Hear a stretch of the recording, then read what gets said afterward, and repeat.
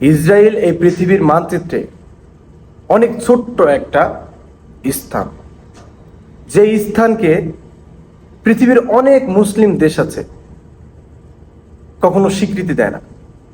কিন্তু এই অস্বীকৃতি দেশ প্রায় ৭৬ বছর ধরে ফিলিস্তিনের মানুষকে নির্বিচারে হত্যা করে যাচ্ছে।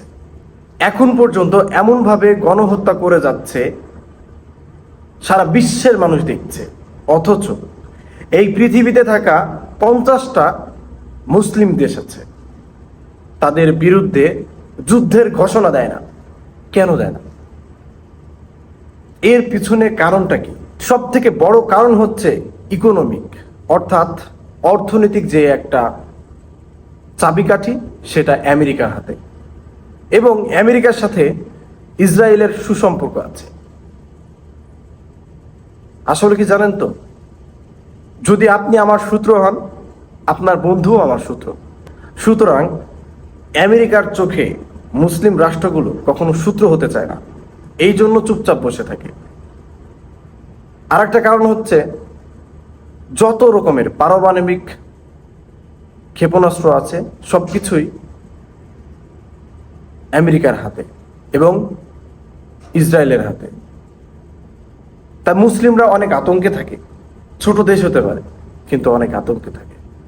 আমি বলবো, বেধর্মীদের এতটুকু পরিমাণ দোষ নাই, দোষ হচ্ছে আমাদের। আমরা মুসলিমরাই অপরাধী। কোরআনে অনেক আগেই বলে দিয়েছে ফিলিস্তিনিরা বেধর্মীদের হাতে মার খাবে।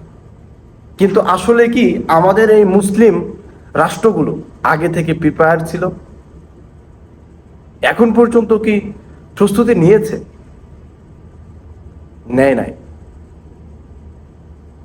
যেখানে আমরা খাই, দাই, ঘুমাই আর সবকিছু আল্লাহর উপরে ছেড়ে দিই, সেখানে বেধর্মী, ইহুদি, নাস্তিক তারা গবেষণা নিয়ে বসে থাকে। কেন বসে থাকে? আমাদের মারার জন্য। তারা সমস্ত রকমের সিস্টেম তাদের হাতে নিয়ে নিয়েছে। কারণ আমাদের ভেতরে কোনো গবেষণাগার নাই, আমাদের ভেতরে গবেষণা যে করবে, এমন যে উদ্যোগ নেবে, এরকম মানুষ নাই। সব থেকে বড় সমস্যা, আমাদের মুসলিম রাষ্ট্রগুলোর একতাবদ্ধ নাই, এই জন্য আমরা পিছিয়ে আছি।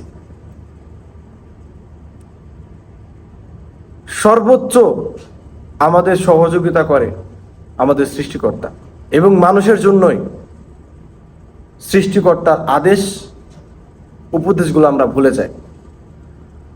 আমরা দেখতে পাচ্ছি আমার মুসলিম ভাই, আমার মুসলিম বোন নির্বিচারে হত্যা হচ্ছে।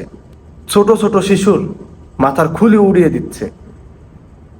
বাড়ি ঘর সব পারমাণবিক অস্ত্র দিয়ে শেষ করে দিচ্ছে। অথচ শুধু দোয়ার ভেতরে সীমাবদ্ধ আছে। আল্লাহ যেটা করে, আসলে কি এমনটা করা উচিত ছিল? যদি শুধু দোয়ার ভেতরে সীমাবদ্ধ থাকতো, তাহলে জিহাদ নামের একটা শব্দ থাকতো না।